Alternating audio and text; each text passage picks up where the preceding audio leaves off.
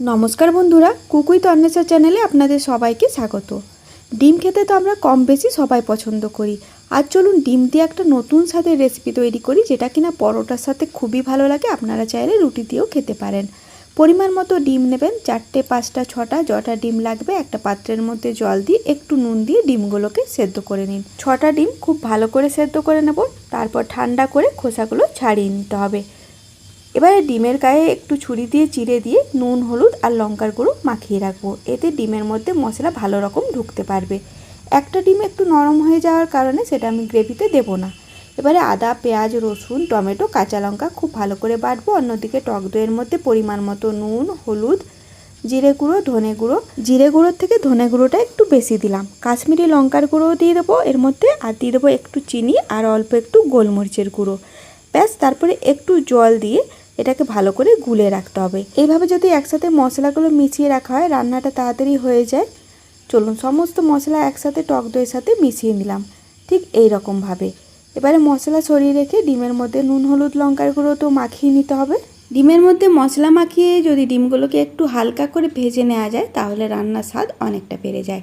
এবার একটা কড়াই গরম করুন, তেল নয়, দিয়ে দিন এখানে 2 থেকে 3 চামচ মতো বেসন। বেসনটাকে শুকনো অবস্থায় এইভাবে একটু হালকা ভেজে নেব।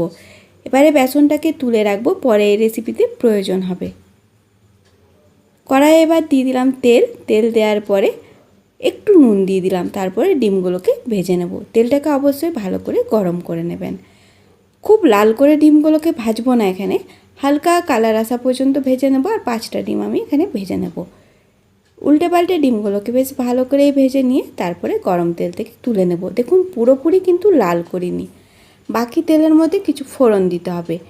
তেল কিন্তু আর দেওয়ার দরকার নেই, অনেকটাই তেল আছে, ওই তেলেই রান্নাটা হয়ে যাবে।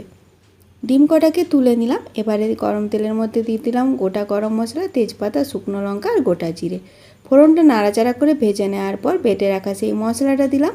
মশলাটা দিয়ে কম আছে একটু সময় নিয়ে কষাবো। আর মশলার পরিমাণ কিন্তু এখানে একটু বেশি করেই বাটবেন।